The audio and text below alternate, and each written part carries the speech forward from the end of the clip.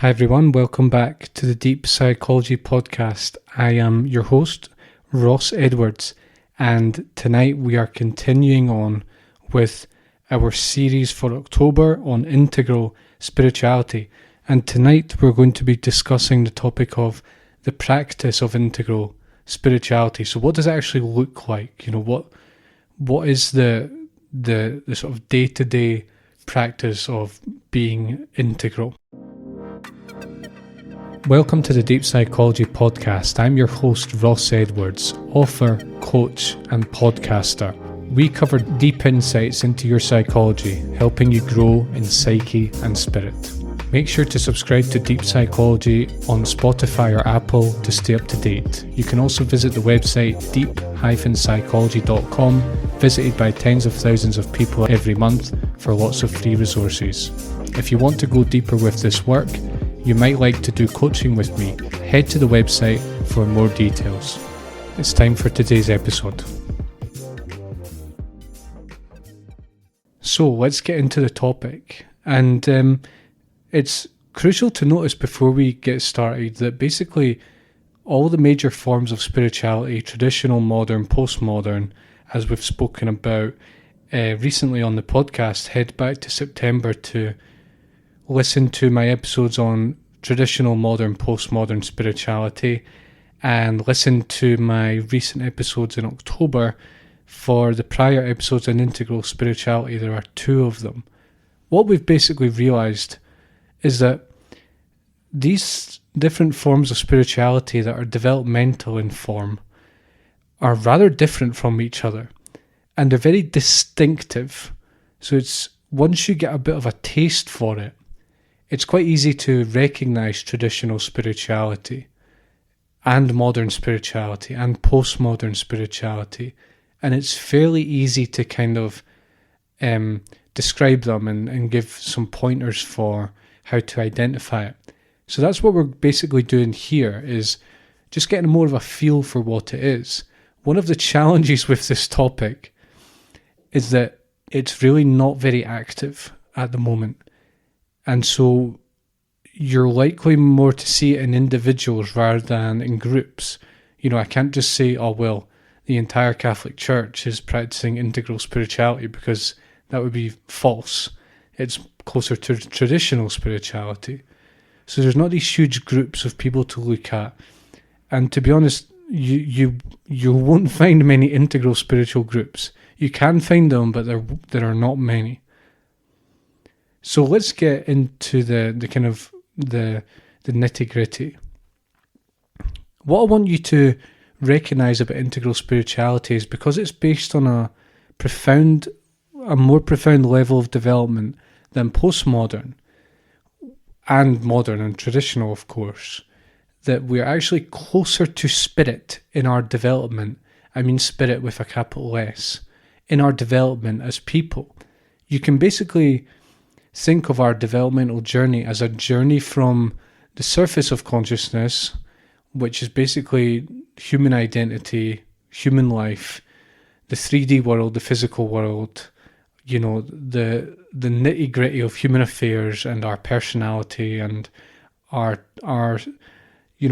common identity, to spirit, to actually identifying with spirit and sensing it in all dimensions. So we're actually, we're a step closer. We're certainly not there. There's further to go, but we're certainly getting closer, and that is reflected in the practice of integral spirituality. One thing that is crucial to recognize about integral spirituality, first of all, is that it's really the first time that we recognize spirit in first person, second person, third person. In other words, we can recognize spirit in ourselves. We can recognize our own spiritual dimensions. We can see spirit in other people and in the world around us. That is second person. And we can see spirit sort of across the board, behind absolutely everything. That would be third person. This is not how it works at prior stages. For example, in many traditional religious structures, you're not allowed to experience spirit in first person. A lot of people were unfortunately punished severely for claiming direct spiritual contact in the first person, during the Middle Ages. I don't know all the details, but I can certainly tell you that was true. So at traditional, you can't have first person. You could only see God as, either like in a personal relationship, a second person, or you can see God behind everything, the titanic battle between good and evil, as traditional sees it. You can see it in second and third, but not in first. I mean, at modern spirituality, you can't really see spirit in anything. You're sort of seeing anti-spirit, shall we say. So it's hard to say, well, is it first, second, or third at modern, because they don't really have one. At postmodern, it's kind of a blend. I tend to think that postmodern people often haven't had deep spiritual experiences in the first person. They really get the idea of spirit in the second person and the third person. They feel connected to nature. They sort of connect to divinity through nature. They sort of see the divinity in other people, for example, and they, certainly at postmodern, our personal relationships, we really sort of value them, and we even they take on a kind of divine status. First person, from my experience, I don't know. I feel like they do a lot of the practices of first person spiritual cultivation, but often don't really have the depth of experience. So at Integral, finally, we realise, spirit is in all of these dimensions. It's in me, it's in people around me, it's in the world at large. First, second, third person. It's in everything, in other words. And everything doesn't just mean things like the world and physical things. It means ourselves, our inner world is ultimately spiritual in nature.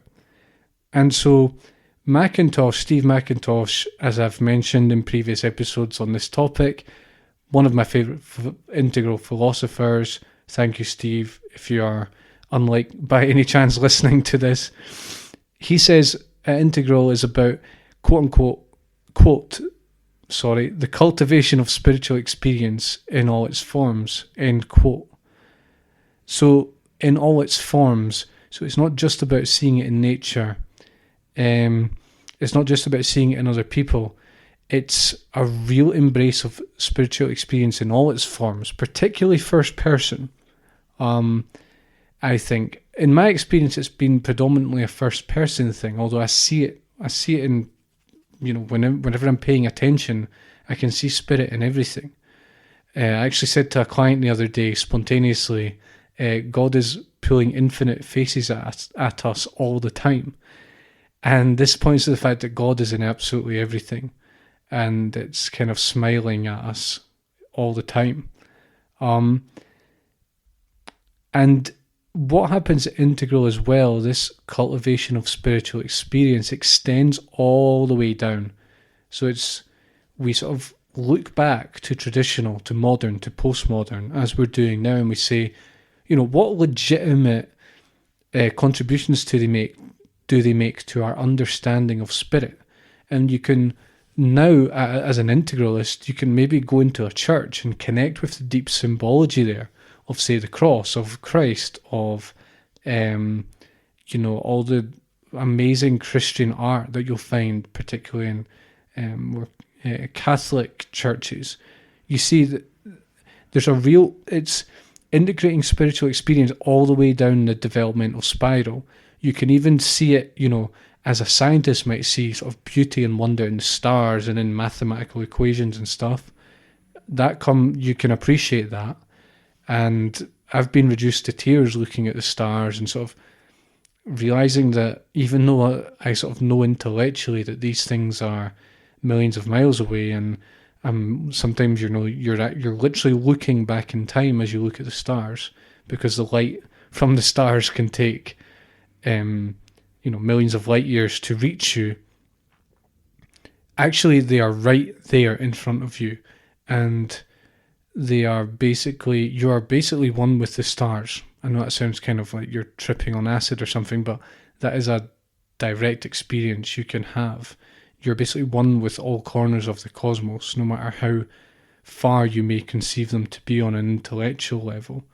And so you can see that, and then you go back to postmodern, you realise, oh, it's there in Eastern traditions, which postmodern tends to like. And, it's also in group experiences, which postmodern seems to like, often too much, I think. But, you sort of appreciate it all. This is why you cultivate spiritual experience in all its forms. What I'll also say is that because we're closer to spirit in our developmental journey, we're actually, in theory, more capable of deeper spiritual insight, because there's not such a veil in our way. That might be a generalization. It might depend on the person. It might depend on level, hours of meditation practice or of spiritual practice. But just in general, we are closer to spirit in our development, and so naturally the doors are that little bit more open, if you will. Let me modify that cliche a little bit. Because of this, spirituality becomes more personal even than at postmodern.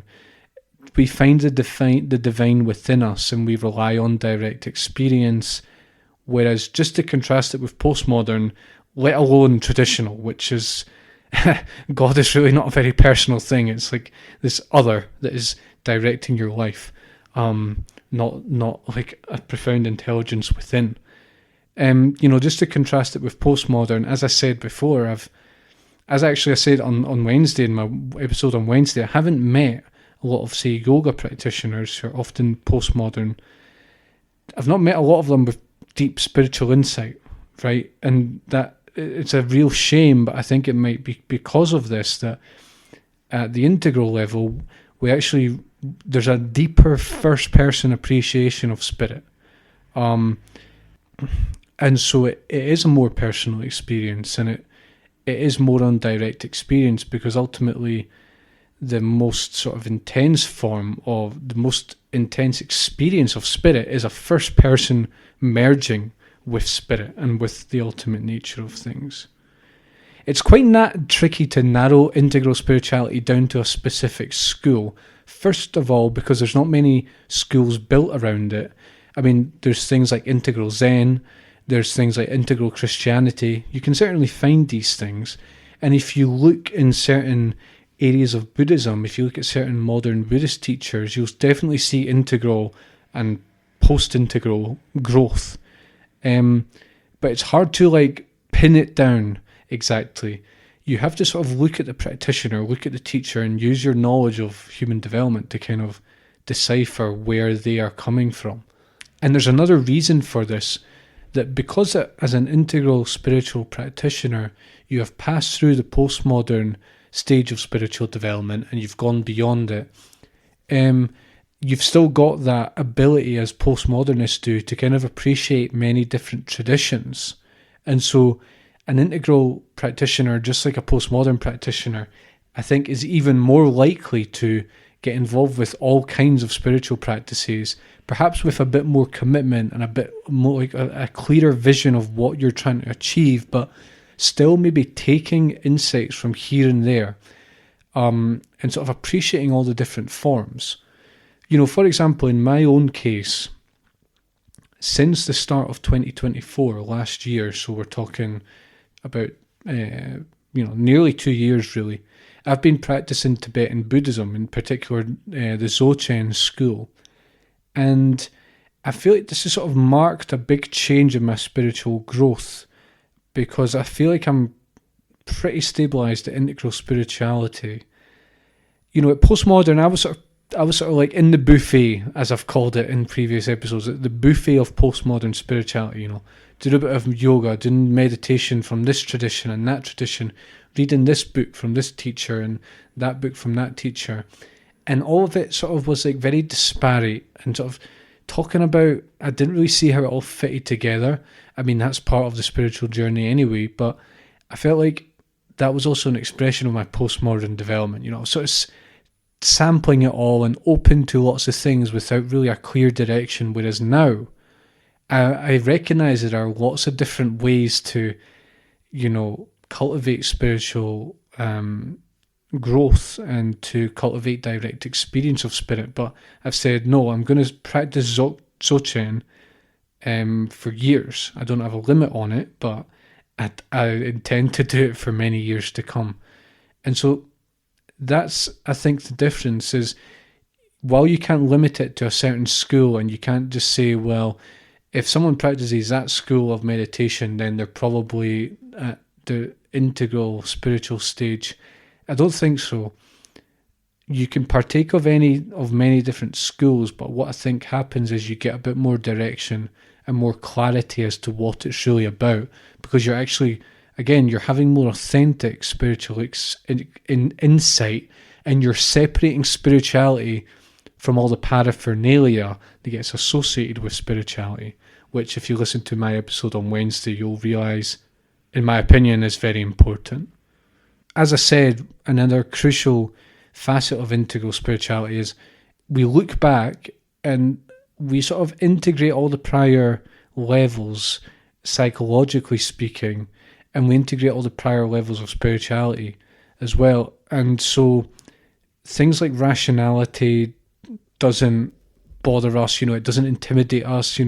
Postmodernists can be very dismissive of it, oh, we're just thinking and we're conceptualizing. You shouldn't conceptualize so much, live from your body and all the rest of it, which is perfectly fine, but we can't just forget about the mind and rationality and discriminating. That's what a really key thing that happens at postmodernism. We lose the ability to discriminate a little bit between different qualities of teaching, the qualities of spiritual teachings that are out there. Just because something claims to be spiritual doesn't mean that it's actually any, particularly profound or innovative, or novel. It could just be, it could be half-baked. It could just be kind of shallow. It could be false. It could be made up. And sometimes at postmodern, we don't really make that discrimination. Integral, there's more of a sort of fine cutting edge, cutting away the unnecessary stuff and getting right to the heart of it, right to the heart of spiritual practice. So I think, in conjunction with my other episodes, this is just adding to your understanding of integral spirituality.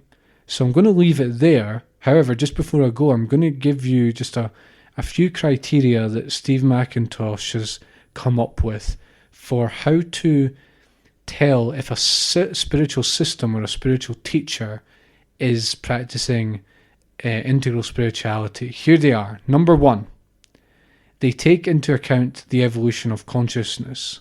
Number 2, they care about truth. Number 3, they are willing to be self-critical. Number 4, they recognize vertical growth. Number 5, they overcome the shortcomings of progressive spirituality. So I've mentioned for example, in mentioning the stages of traditional, modern, postmodern spirituality, we are taking into account the evolution of consciousness. I never said that in this talk, but that's what we're doing. Just in case you were wondering, well, Ross, are you doing number 1? Yes, I am, because I've spoken about traditional, modern, postmodern, right? And I've been recognizing vertical growth. So, thank you for joining. We will be back next Sunday with the final installment of this series on integral spirituality. And if you like coaching on your spiritual life, on your meditation practice, or on your habits and goals, your mentality, or if you're an executive who would like to do coaching with me, head to deep-psychology.com for a free discovery call, 30-minute discovery call, 0 strings attached, just a chat to see if we're the right fit and if you want to work with me and to learn how I might be able to help you. So head to the website for that. Thanks a lot, and I will see you next Sunday for the next installment of this series on integral spirituality. Thanks for listening. If you liked this episode, please leave a review and make sure to subscribe on Apple or Spotify. If you'd like to go deeper with this work, head to deep-psychology.com to do coaching with me. Thanks a lot, and I'll see you soon.